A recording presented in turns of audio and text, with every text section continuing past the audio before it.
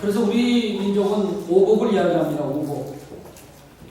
복 중에는요, 육신적인 복, 특별히 세상적인 복과 하늘의 복이 있습니다.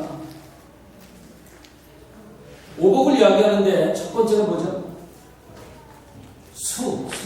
수가 뭐예요? 오래 사는 거. 우리는요, 오래 살기를 원해요. 오래 사는 거. 그 다음에 두 번째가 뭐예요? 부가 뭐예요? 부자되는 거. 부자되는 거. 세 번째는 강령이라고 해서요, 건강하고 마음이 편하게 사는 것을 복으로 또 세 번째로 꼽습니다. 그 다음에 유어덕이라고 하는 것이 있는데, 그건 뭐냐면 덕을 좋아하면서 즐겨 행하는 것을 이야기합니다. 그리고 마지막 쪽에 다섯 번째가 뭐냐면 고종명 이렇게 이야기하는데, 그건 뭐냐면요, 인간 수명을 끝까지 다 살고 평안하게 죽는 거. 이 다섯 가지의 복을 우리는 꼽고 있습니다. 그런데 여러분 가만히 생각해보세요. 제가 다 설명을 드렸는데 이 다섯 가지 복은요, 육신적입니까? 영적인 겁니까? 다 육신적인 것이에요. 세상적인 것이에요. 그리고 현세적인 것이에요. 내가 살아있는 동안에 누리고 싶은 것들이죠. 영적인 부분이 하나도 없습니다. 이 육신의 복을 보면 하나하나 부귀를 누리면서 평안히 살다가 잘 죽는 것으로 이렇게 귀결이 됩니다. 그렇지만 이런 복은요, 내가 죽으면 다 끝나는 거예요. 내가 살아있을 때만 가능한 일이고, 내가 죽으면 아무 의미가 없는 것이 사람들이 좋아하는 세상의 육신적인 복이라고 말이죠. 그런데 우리가 추구하는 이 세상적인 복은요, 내세의 복과 연결시키지 아니하면 아무것도 쓸모가 없습니다. 참된 복이 되지 못하는 거죠.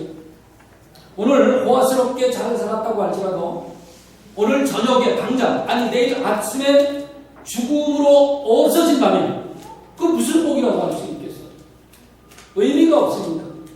오늘이 새로운 2020년도 첫 주일인데, 우리가 이 한 해를 여는 이 첫 주일에 올 1년 동안 우리가 세상의 육신적인 복만이 아니라 하늘의 신령한 복을 누리고 살기 위해서 어떻게 해야 복을 받을 수 있는가? 어떻게 하는 것이 복 있는 사람인가? 복 받는 길이 무엇인지 오늘 말씀을 통해서 함께 나누고 첫 주를 시작하려고 합니다. 여러분, 성경에서 이야기하는 복의 의미가 무엇인지 생각해 보신 적이 있습니까? 이런 오복, 신복 이런 거 말고 성경이 말씀하시는 이 복의 의미가 과연 무엇일까? 사실 쉽게 생각하면 쉬울 수도 있는 것 같은데 어렵단 말이에요. 왜냐하면 우리들이 생각하고 있는 이 복은 너무 기복적이고 세상적으로 배워왔고 또 그렇게 살아왔기 때문에 그렇습니다. 우리가 영적으로 복받는 것을 생각하는 것보다는 물질적으로나 육신적으로 세상적으로 받는 복을 더 많이 추구해왔기 때문에 그렇단 말이에요. 보통 우리들의 생각에 복받은 사람, 그러면 어떤 사람들이라고 생각하십니까, 여러분? 예? 물질적으로 부족함이 없이 잘 먹고 잘 살다 잘 죽는 사람, 그렇죠? 이게 우리가 생각하는 복의 개념이에요. 이게 기복적이라고 해요. 자녀가 좋은데 취직해서 돈 많이 벌면 그 사람 복 받았다고 얘기한단 말이죠. 그 생각이 우리들을 계속해서 지금까지도 지배해오고 있어요. 그러나 이러한 복은 성경이 말하는 복 중에 아주 지극히 일부에 불과한 거고요. 지금 이야기하는 이런 복들은 성경이 말씀하시는 복을 받기 위해서 지키게 되면 자동적으로 따라오는 거예요.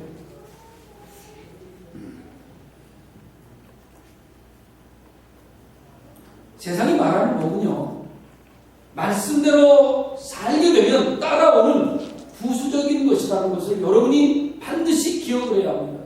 그게 우선순위가 되면 안 돼요. 성경은 우리들의 생각과 전혀 다른 방법의 복을 이야기하고 있습니다.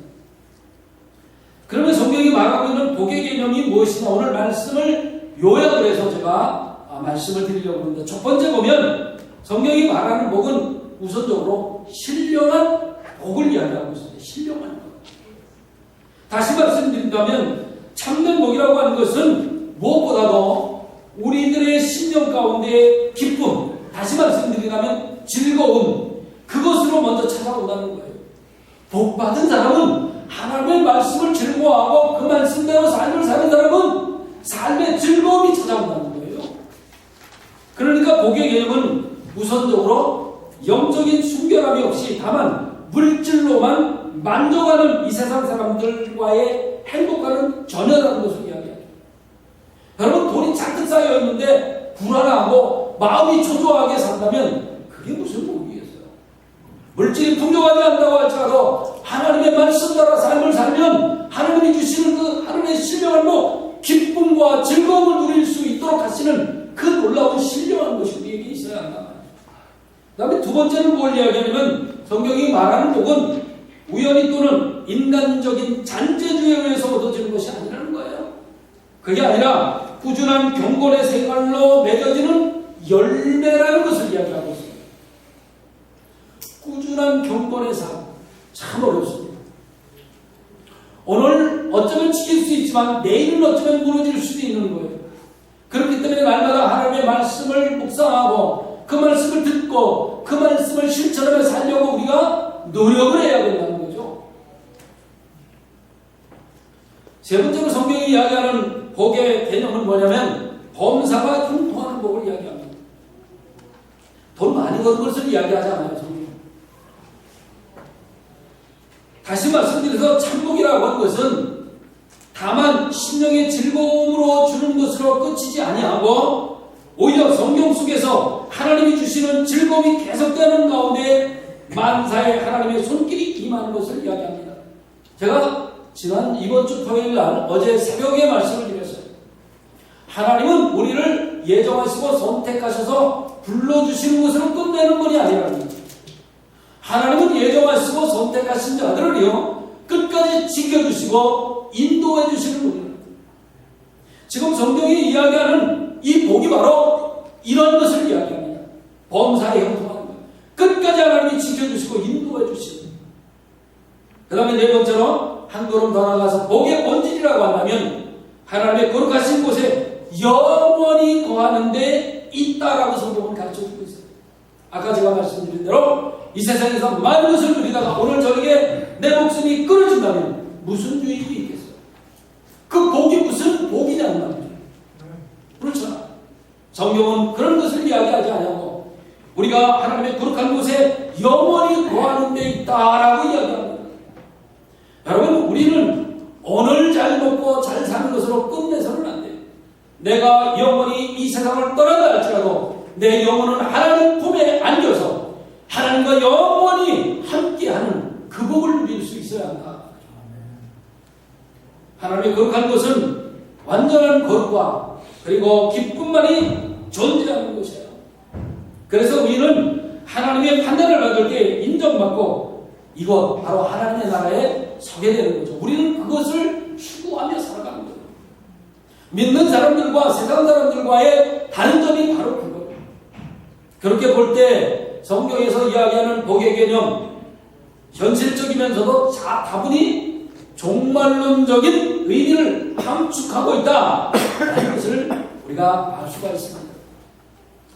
이제 본문을 살펴보면서 인생의 진정한 복이 무엇인지, 금년에는 어떻게 해야 복 받는 한 해가 될지 우리 살펴보고 은혜 받기를 원합니다. 자, 1절부터 3절까지는 우리가 읽었는데 이 3절 안에 복 있는 사람들의 특징을 이야기합니다. 1절 먼저 보겠습니다. 복 있는 사람은 악인들의 꾀를 따르지 아니하며 죄인들의 길에 서지 아니하며 오만한 자들의 자리에 앉지 아니하고 라고 말합니다. 복 있는 사람의 특징을 이야기하는데 소극적인 면에서 세 가지를 이야기하고 있어요. 성경이 복을 요약하면 이런 거죠. 하나님의 은총에 의한 번영과 상한, 행복, 이것으로 요약을 할 수가 있어요. 1절에서는 복 있는 사람이 누군가를 이야기하고 있는데 소극적인 면에서 세 가지를 이야기한다고 제가 말씀드렸어요. 그 세 가지 죄는 뭐냐면, 자, 세 가지를 따르지 않는 사람이 있는데 뭐냐면 악인의 꾀를 따르지 않는 것, 두 번째는 의인의 길에 서지 않는 것, 세 번째는 오만한 자리에 앉지 않는 것이라고 이야기합니다. 이게 복받는 사람이라는 거예요. 복 있는 사람은 제일 먼저 악인의 꾀를 따르지 말아야 합니다. 악인은 어떤 사람이에요? 우리 개념에 악인 그러면 나쁜 놈, 그렇죠? 근데 성경에서 이야기하는 악인은요, 유죄한 자를 말합니다. 유죄. 예를 들면 재판을 받았는데 재판에서 죄가 있다고 확정되어진 사람, 그러니까 법정에서 유죄 판결을 받은 사람을 악인이라고 얘기하는 거예요. 성경은. 그리고 악인은 도덕적인 면에서 기준이 제대로 서 있지 못해서 자연히 육의 욕정에 치우치는 사람을 이야기합니다. 악인의 길을 따른다는 것이 그렇기 때문에 죄의 출발점에 서 있는 것과 똑같은 거예요. 여기서 꾀라고 하는 것은 아직 공공연하게 드러나지 않은 사악함을 이야기하겠죠. 악인은요, 마음속에 사악한 마음이 들어있어요. 아직 드러나지 않았어요. 그래서 얼굴은 아주 웃음을 띠고 있지만 그 속은 아주 시커먼 것으로 가득 차 있는 거예요. 사악함이 빡 들어차 있는 거죠. 그래서 악인과 함께하지 않는 사람이 복이 있는 사람이에요. 우리의 모든 죄악은 바로 이와 같은 사악한 마음 상태에서도 비롯됩니다. 근데 사람의 마음을 볼 수가 없잖아요. 사람의 마음을 볼 수가 있으면 참 좋겠는데 사람의 마음을 볼 수가 없어요. 그래서 우리는 굉장히 조심을 하고 살아야 합니다. 그래서 제가 늘 이야기한 대로 부정적인 사람이 바로 사악한 마음을 품을 가능성이 높거든요. 그래서 우리는 그런 사람들을 피해야 한단 말이죠. 긍정적인 사람, 믿음 위에 서 있는 사람, 이런 사람들과 늘 가까이 하며 살아야 합니다.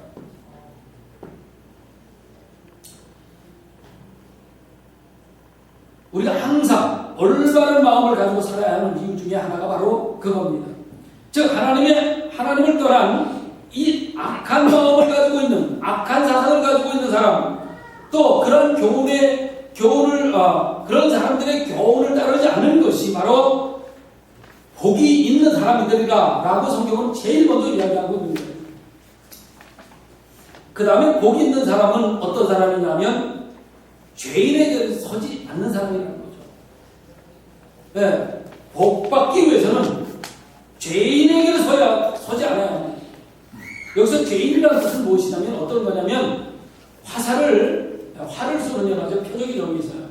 근데 여기서 화살을 땅 하고 당겼는데 화살이 관역을 향해서 가다가 삐뚤어진 것을 바로 죄라고 이야기합니다. 죄인은 화살이 관역을 맞추지 못한 것을 죄인이라고 성경은 이야기하고 있어요. 다시 말씀드리자면 하나님의 말씀을 빗나간 사람을 이야기하죠. 제가 늘 말씀을 드립니다만 우리는 하나님의 말씀을 듣고 이해하고 깨닫는 선에서 멈춰서는 안 됩니다. 그건 화살이 관역을 향해서 거의 다가다가 빗나가는 거예요. 우리는 말씀을 듣고 깨닫고 이해하면 그 말씀을 삶에 적용하면서 살아가야 합니다. 행동적인 면에서 말씀대로 삶을 사는 것이 우리에게 복을 가져다 준다는 거죠. 그렇지 않고 하나님 말씀대로 사는 것이 아니라 야비하고 불명한 죄를 지으면서 살아가는 자는 악인이라는 거예요. 악인. 우리는 그런 사람들과 함께 해서는 안 됩니다. 이 단계가 바로 범죄의 두 번째 단계라고 성경은 이야기합니다. 그리고 여기서 말씀드리는 죄인들의 길에 선다라는 이야기가 나오는데 이것은 죄를 짓는 사람들과 사귀는 것을 이야기하는 거예요. 그리스도인들은 죄인들과 사귀어서는 안 돼요.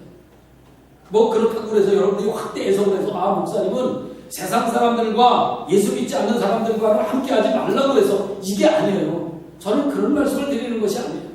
다만 악인들과 공존해야 하는 이 세상의 삶에서 죄인들의 길과 같은 유혹이 많음을 미리 우리는 말씀을 묵상하고 그 말씀을 듣고 그 말씀을 이해하고 깨달아서 우리는 그런 사람들과 다른 삶을 살아야 한다. 거룩한 삶을 살아야 한다는 거죠. 그들과 공존을 하지만 그들과 함께하는 삶이 아니라 그들과 전혀 다른 삶을 살아야 한다. 내가 지금 서 있는 곳이 어디에 있냐 항상 살펴보면서 죄인들의 길에서 떠나도록 힘을 써야 한단 말이에요. 여러분, 세상 사람들과 어울려 살지 않을 수가 있습니까? 우리는 세상 사람들과 어쩔 수 없이 어울려 살아야 돼요. 그러나 그들과 공존하며 살지만 우리는 그들과 다른 삶을 살아야 해요.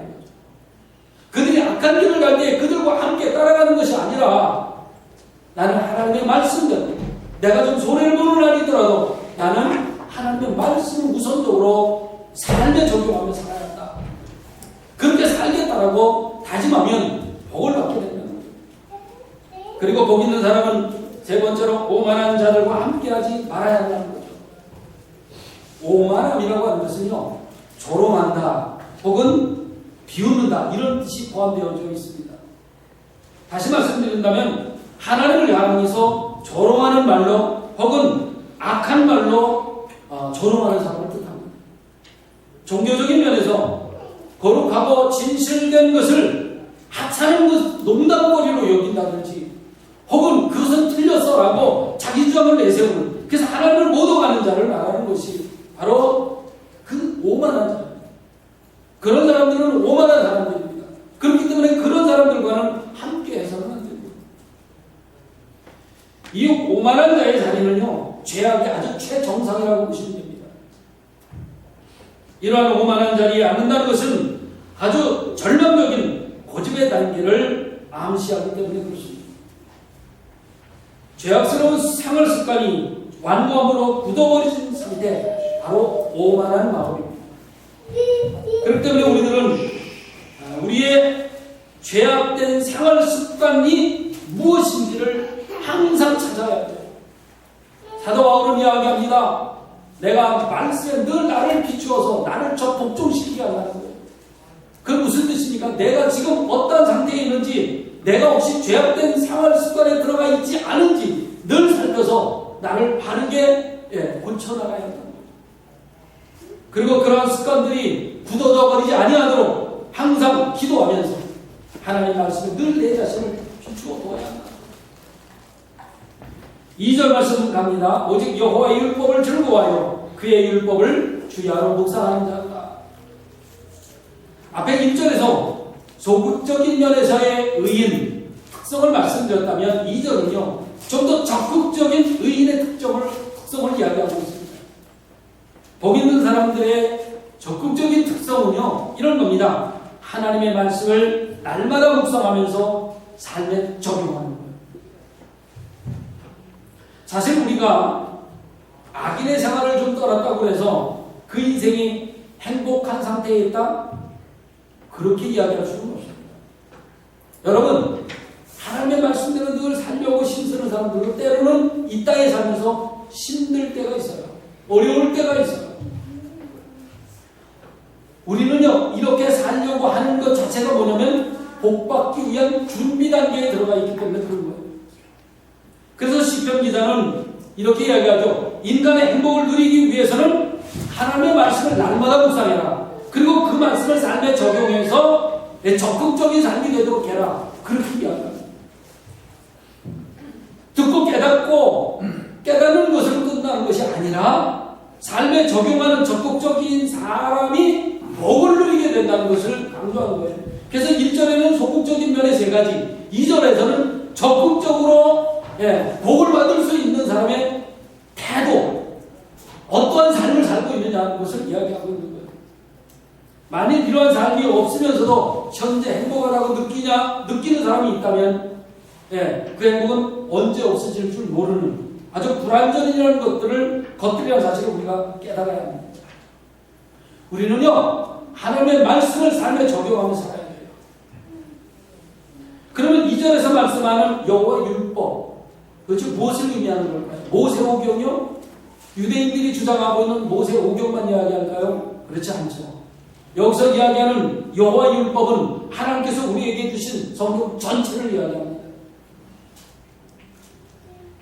우리는 성경 전체가 율법에 대한 하나님의 해설로 볼 수 있기 때문에 그런 거예요. 여러분, 어느 한 군데만 보면 안 돼요. 하나님이 우리에게 주신 성경 전체 66권은요, 하나님이 우리에게 하시고자 하시는 말씀을 전부 풀어서 설명해 놓은 것이에요. 그렇기 때문에 어느 성경이 귀하고 어느 성경이 천하고 그런 것이 없어요. 이 모든 것들은 다 우리가 복받기 위한 하나님의 해석이란 말이에요.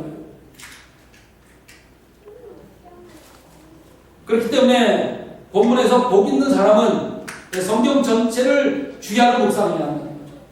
이 시편 1편 1절만 읽어서는 안 돼요.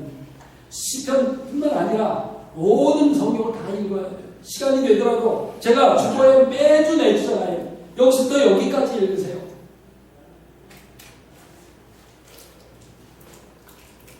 그리고 그 말씀에 삶을 적용하며 살아갈 때에 복을 받는 참된 그리스도인이 될 수 있다는 사실을 알 수가 있습니다. 그렇다면 여호와의 율법을 즐거워한다 라고 이야기합니다. 2절에 보면 여호와의 율법을 즐거워하는 자로다 그렇게 말합니다. 네, 이 말의 의미는 뭘까요? 성도가 율법, 즉 하나님의 말씀을 즐거워한다는 것은요, 하나님을 내면적으로 깊이 사모하며 사랑한다는 뜻이 됩니다. 하나님을 우리가 깊이 알고 살아갈 때에 우리들은 하나님의 말씀을 늘 가까이 대할 수가 있잖아요. 그렇죠? 그 말씀에 대하는 시간이 줄곧 수밖에 없는 거예요. 여러분, 남녀간의 사랑도 그렇잖아요. 남자가 여자를 사랑하게 되면 그 여자가 하는 모든 것들이 사랑스러워져요. 그래서 함께하고 싶어하는 거예요. 여러분, 하나님을 사랑한다라고 말을 하시면 여러분, 하나님께서 우리에게 주신 말씀을 늘 청종해 들어야 돼요. 그리고 그 말씀을 늘 새겨 넣어야 돼요. 그리고 그 말씀대로 삶에 적용해야 돼요. 그런 사람이 하나님을 사랑하는 사람이에요. 하나님은 우리를 사랑하신다고 말씀하셨어요. 근데 하나님은 입으로만 말씀하지 아니하시고 우리를 사랑하신 걸 증명하셨는데 어떻게 해요? 독생자 예수 그리스도를 십자가에 죽이시기까지 내어주셨어요. 그렇게 사랑하셨어요. 그런데 우리가 하나님을 사랑한다? 말을 하면서 하나님 사랑하면서 하나님의 말씀을 묵상하지 아니하고 그 말씀대로 삶에 적용하지 않고 산다면 우리는 거짓말하는 거죠. 바쁠수록 시간을 쪼개어서 하나님의 말씀을 묵상하고 그리고 그 말씀을 삶에 적용하는 삶이 사람이 바로 참된 그리스도입니다. 하나님을 사랑하는 사람이에요. 그리고 그런 사람이 하나님이 주시는 그 참된 놀라운 복을 누리며 살 수 있는 사람이라는 거죠. 그러면 성경은 복 있는 사람의 결과를 이야기하고 있습니다. 자, 어떤 사람이 복 있는 사람이냐? 그것을 이야기하고 복 있는 사람의 결과를 이야기해 줍니다. 3절 봅니다. 그는 시냇가에 심은 나무가 철을 따라 열매를 맺으며 그 잎사귀가 마르지 아니함 같으니 그가 하는 모든 일이 다 형통하리로다. 이 3절의 말씀을 물질적이고 육신적인 번영 정도로만 생각을 해서는 안 돼요. 세상적인 방법으로 늘 우리가 생각하기 때문에 이 물질과 자꾸 연관을 시키려고 하죠. 그 정도가 아니라는 거예요. 물론 성경 가운데서 번영을 부와 연결시키는 그러한 성경도 있습니다. 잠언이 그렇죠. 잠언 10장 22절에 이렇게 말씀합니다. 여호와께서 복을 주심으로 사람으로 부하게 하시고 물질과 연결을 시킨 거죠. 그러나 이 복은 어디까지나 영적인 부요함과 연결될 때에 그럴 때래야 우리들에게 진정한 복이 될 수 있는 거예요. 그것도 또한 영적인 부분과 연결을 시켜야 진정한 복이 될 수 있다는 거죠. 3절에서 복을 설명하기 위해서 복 있는 사람을 어떻게 설명하냐면 이렇게 설명합니다. 시냇가에 심겨진 나무와 같다 그렇게 말합니다. 의인의 복된 상태의 비유죠. 의인이 하나님의 말씀 안에서 항상 기쁨을 공급받는 상태를 시냇가에 심겨진 나무다 그렇게 비유한 거예요. 시냇가에 심겨진 나무는요 언제든지 수분을 뿌리로부터 공급받아서 잘 자랄 수 있게 됩니다. 나무가 자라는데 가장 필수적인 거에 뭐예요? 수분이죠. 물이 없으면 죽어버리거든요. 나무가 물이 없으면 죽게 되는 겁니다. 시냇가에 심겨진 나무는요, 어떤 날씨에도 관계없이 수분을 빨아들여서 건강하게 자랄 수 있어요. 아무리 뜨거운 날씨라고 할지라도 수분이 계속 공급되기 때문에 시들거나 마르지 않습니다. 그리고 수분을 잘 공급받아서 자란 나무는요, 가을이 되면 열매를 확실히 보장하죠. 이 나무는 시냇가에 심겨진 나무이기 때문에 계속 수분을 공급받기 때문에 가을이 되면 풍성한 열매를 맺을 수 있어 라는 확신을 갖게 됩니다. 먹음직하고 풍성스러운 열매는 우리로 하여금 마음을 뿌듯하게 만들어주죠. 보는 것만으로도 배가 부를 수 있어요. 그렇죠? 우리들도 생명의 근원 되시는 성령 하나님이 우리와 함께 하실 때에 우리는 영원토록 부족함이 없는 풍성한 삶이 약속되어지는 거예요. 죄악을 멀리하고 하나님의 말씀 안에서 끊임없이 기쁨을 누리는 그러한 의인이라면 인생의 주시기에 자연스럽게 풍성한 열매로 하나님께 영광 돌릴 수가 있는 거죠. 이 열매는요, 추수기에 맺히기 때문에요, 겉으로는 화려하고 속은 피어있는 그런 악인들의 열매와는 차원이 달라요. 차원이 달라요. 완전히 잘 익은 열매이죠. 이것은 삶에서 나타나는 열매를 이야기합니다. 하나님의 율법을 순종하는 자가 그가 하는 모든 면에 있어서 성공적이 될 것이라는 성경의 3절, 오늘 말씀의 3절에 그가 하는 일이 다 형통한 이루가 라는 말로 표현이 되어지고 있습니다. 이 말씀은 성도가 모든 생활에 있어서 실수나 혹은 실패가 전혀 없을 것이라는 말씀이 아니죠. 그런 말씀은 아니에요. 시냇가에 심겨진 나무라고 할지라도 가뭄이 오면은요, 어려움을 겪을 수가 있어요. 나무 근원과 뿌리가 물과 연결되어 있기 때문에 그럼에도 불구하고 마르지 않고 수분을 어떻게 해서든 공급받을 수가 있다는 거죠. 그래서 살아남을 수가 있는 거예요. 마찬가지로 우리들의 생활에 있어서도 때로는 힘들고 어려운 문제들이 우리에게 닥칠 수가 있어요. 예수 믿는다고 다 복받고 살아요. 때로는 힘들 때도 있고요, 어려움을 겪을 때도 있어요. 물질적인 궁핍감에 처할 때도 있다는 말이죠. 그럼에도 불구하고 우리들은요, 항상 하나님과 연결되어 있기 때문에 궁극적으로 모든 일이 협력해서 선을 이룰 것이라는 의미가 되는 거예요.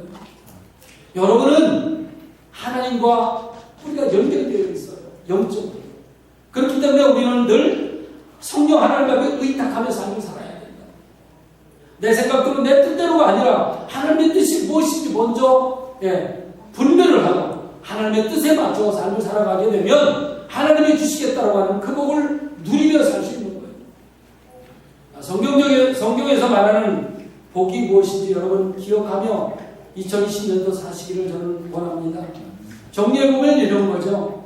앞에서 말씀드린 대로 참된 복은 무엇보다도 우리들의 심령 가운데 기쁨, 즉 즐거움으로 먼저 찾아온다는 거예요. 내가 하나님의 말씀을 주야로 묵상하고 그 말씀대로 삶을 살려고 노력할 때에는 하나님이 주시는 그 기쁨, 즐거움이 늘 함께한다는 거죠. 그리고 성경적인 복은요, 우연히 또는 인간의 잔재주에 의해서 오는 것이 아니라 꾸준히 경건한 생활로 삶을 살아갈 때 맺혀지는 열매가 되는 거죠. 그뿐만 아니라 범사가 형통한 복을 이야기하고 있습니다. 그리고 마지막으로 한 걸음 더 나가서 복의 본질은 하나님의 거룩하신 곳에 우리가 영원히 거한 날인데 있다라고 말씀을 드렸습니다. 우리의 궁극적인 목적이죠. 저와 여러분들의 궁극적인 목적이 무엇입니까? 영원히 하나님과 함께 거하는 거예요. 지금 이 땅에 사는 동안은 성령 하나님의 인도하심과 지배하심 속에 살지만 나의 생명이 다해서 이 땅을 떠나갈 때는 영원히 하나님의 나라에서 하나님과 함께 거하는 복을 누리게 되는 거죠. 우리들은 이러한 사실들을 기억하면서 아무리 어려운 일, 심한 환난 가운데 처해 있을지라도 하나님의 말씀을 늘 묵상하며 넘치는 힘을 공급받아서 2020년도에는 하나님의 신령한 복 받아 누리는 저와 여러분 되시기를 주님의